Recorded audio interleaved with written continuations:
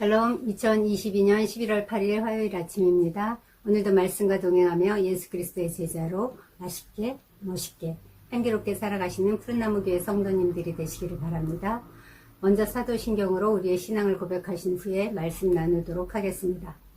전능하사 천지를 만드신 하나님 아버지를 내가 믿사오며 그 외아들 우리 주 예수 그리스도를 믿사오니 이는 성령으로 잉태하사 동정녀 마리아에게서 나시고 본디오 빌라도에게 고난을 받으사 십자가에 못 박혀 죽으시고 장사한 지 사흘 만에 죽은 자 가운데서 다시 살아나시며 하늘에 오르사 전능하신 하나님 우편에 앉아 계시다가 저리로서 산 자와 죽은 자를 심판하러 오시리라.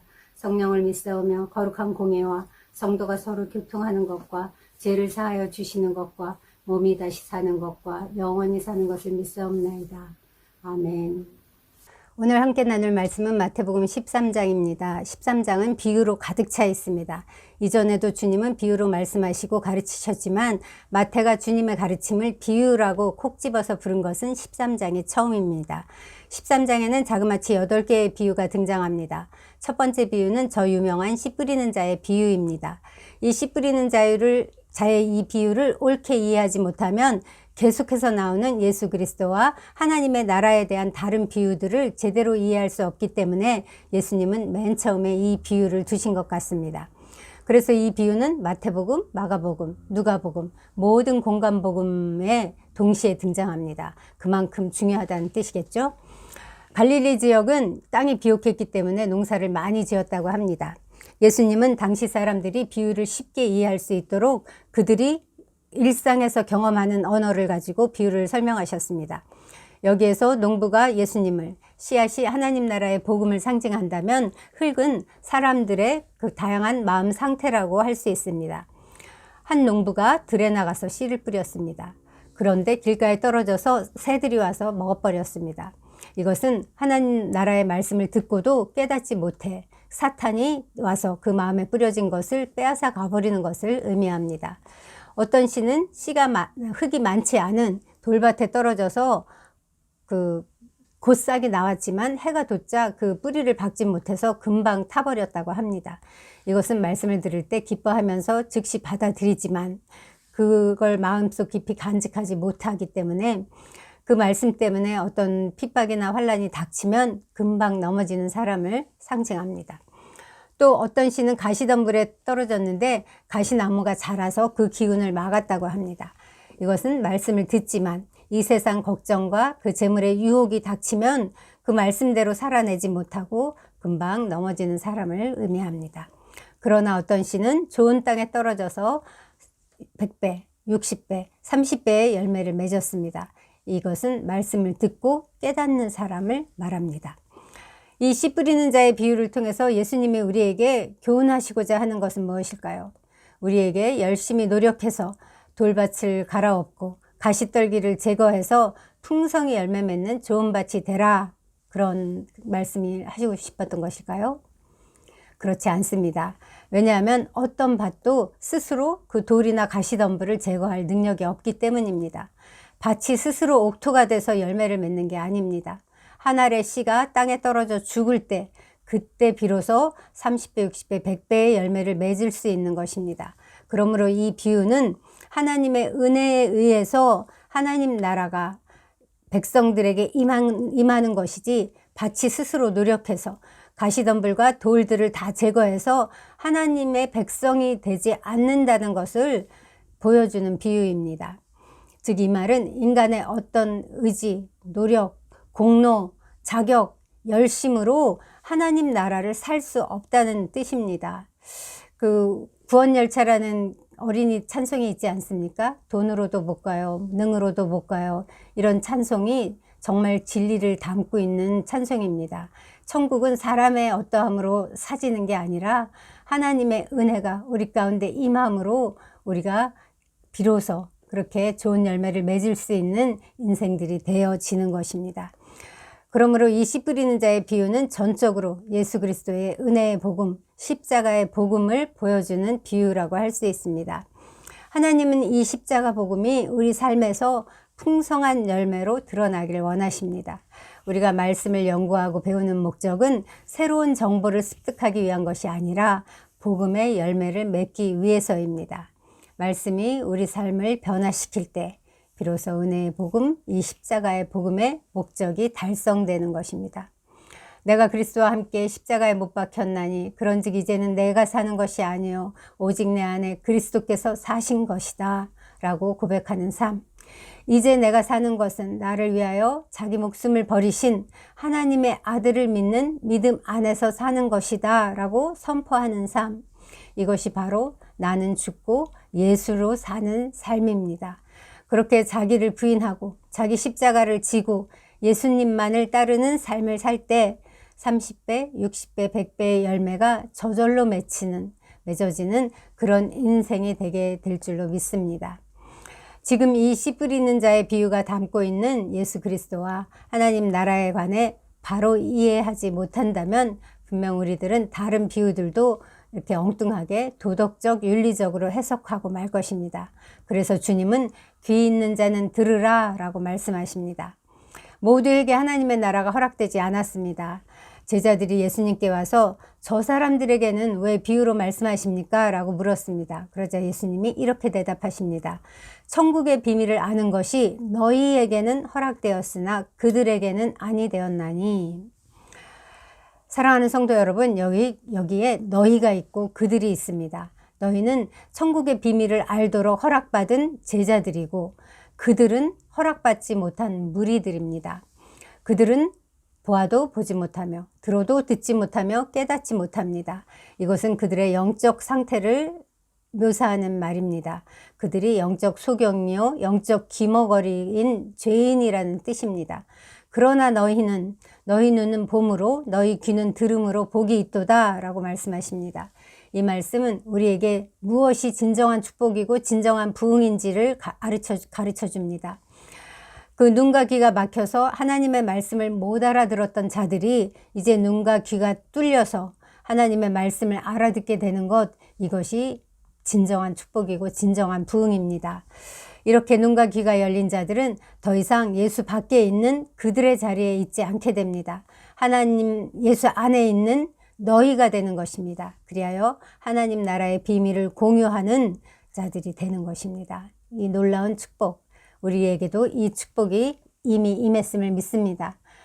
하나님께 나는 그들의 자리에 있는 자인지 너희의 자리에 있는 자인지 한번 점검해 보시기 바랍니다.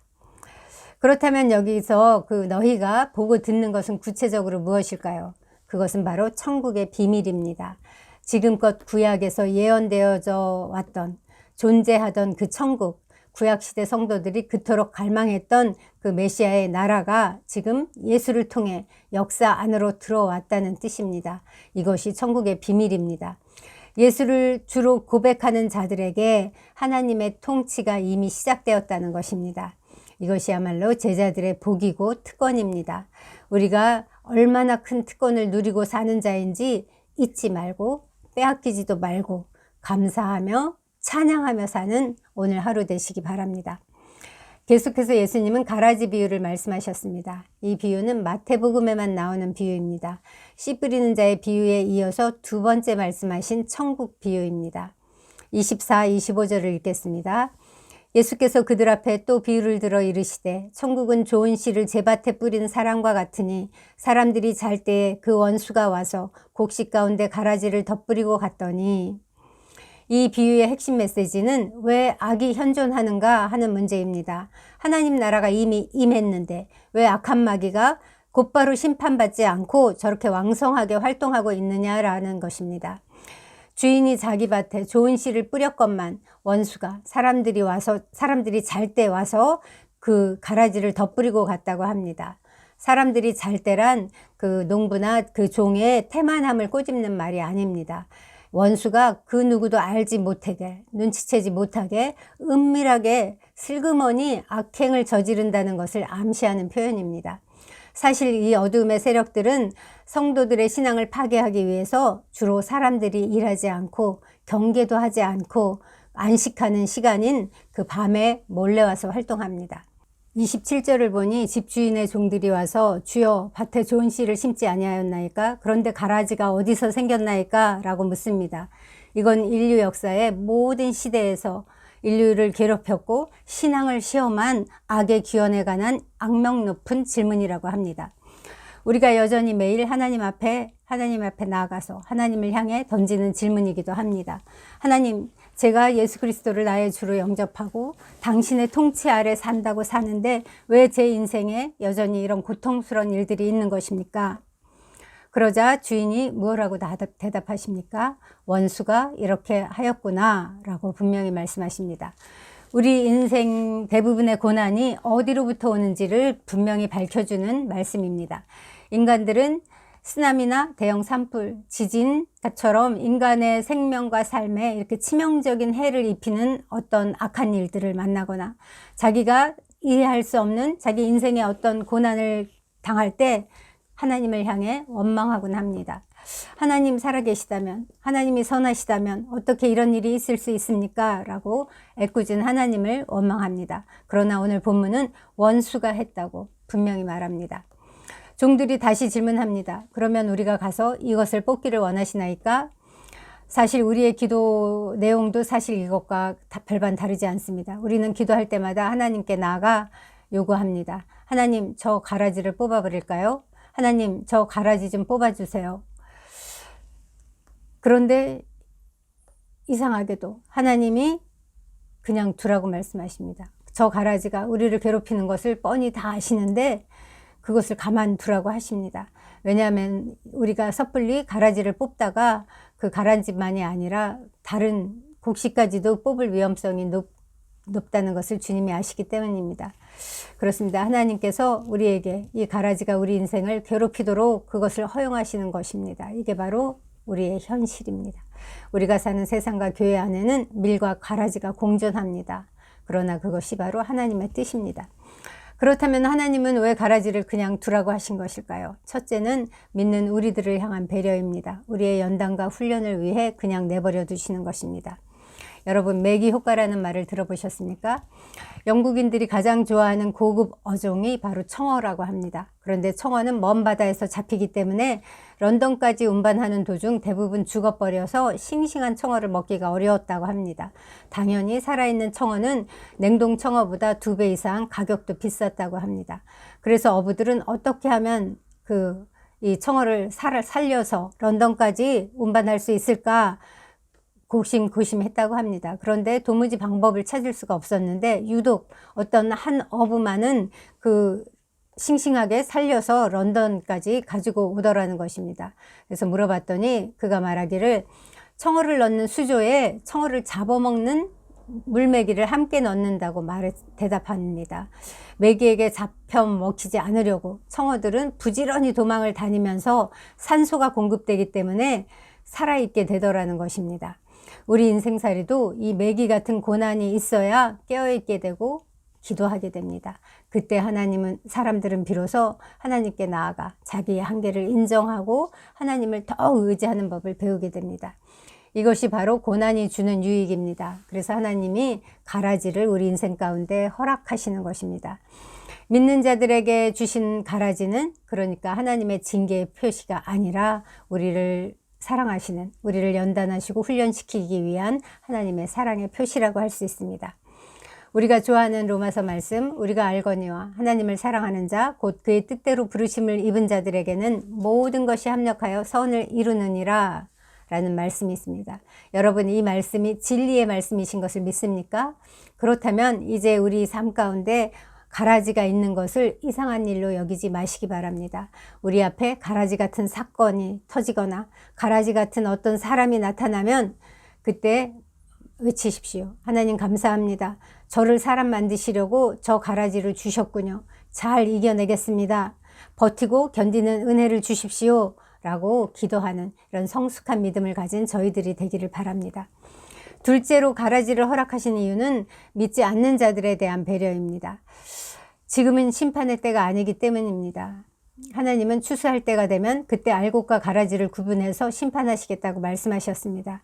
지금은 한 영혼이라도 더 구원받아야 하는 은혜의 때입니다.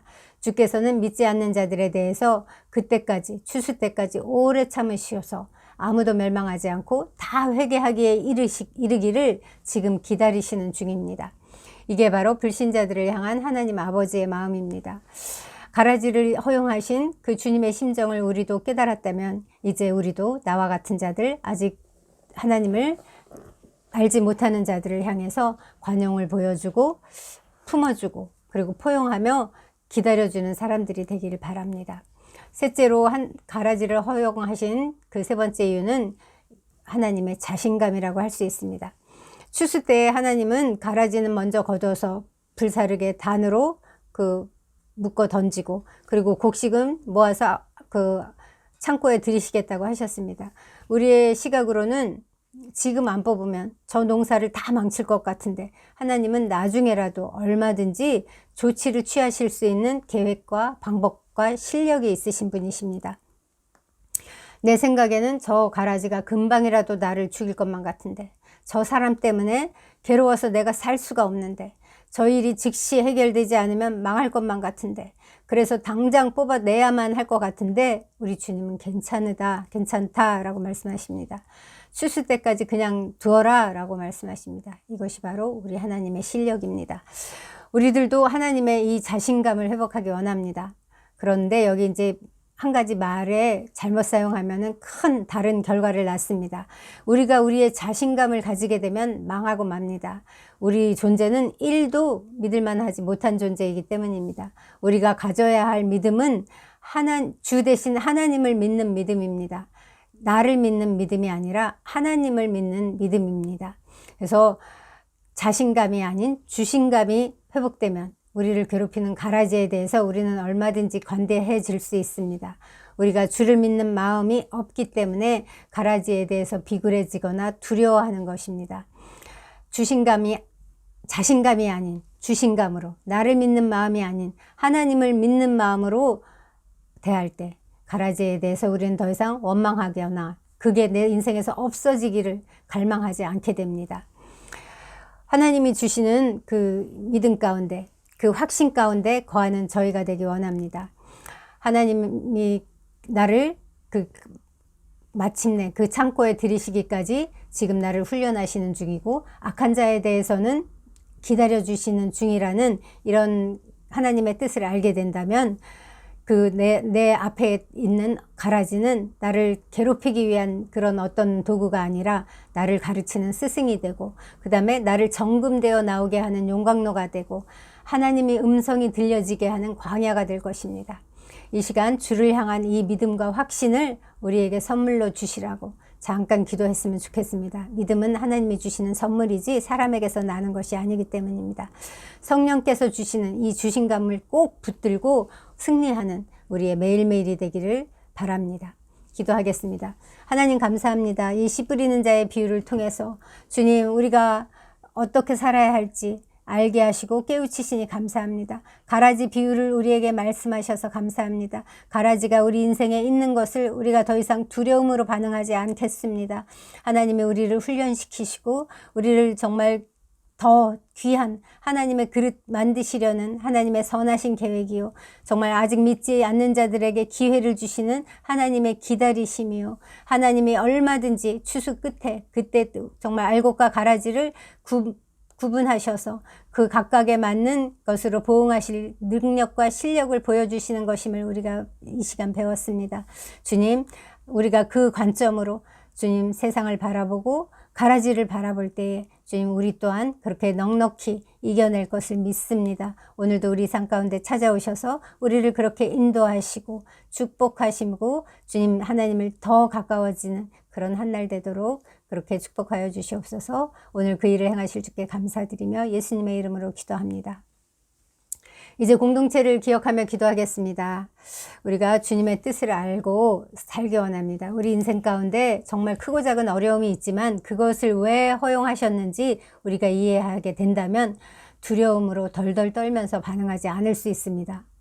하나님이 나를 지금 큰 그릇 만드시는 중이구나. 내 분량을 넓히시는 중이구나. 감사합니다. 하나님 잘 이겨내도록 제 손 꼭 붙잡고 도와주실 것을 믿습니다. 이렇게 반응하게 하시고 그리고 정말 나를 괴롭히는 어떤 사건이나 일이나 사람을 대할 때 미워하고 막 두려워함으로 반응하는 것이 아니라 그를 오히려 나도 주님이 기다려주시는 그 마음으로 기다려주고 축복하고 품어주는 그런 마음으로 대할 것입니다. 그렇게 해달라고, 그렇게 하나님의 관점으로 인생이 이해되고 해석되게 해달라고 지금 고난 중에 있는 지체들, 기억나게 하시는 지체들을 위해 기도해 주시기 바랍니다. 그리고 이번 주 토요일 날은 새가족 음악회가 있습니다. 올 한 해 우리 교회에 새가족으로 보내주신 귀한 분들을 정말 그리스도의 마음으로 잘 환대해서 그들이 정말 교회를, 하나님을 더 알고 교회를 더 사랑하는 마음 그 안에 부어주셔서 우리 함께 건축되어지는 푸른나무 교회의 성도가 되게 해달라고 함께 기도해 주시기 바랍니다.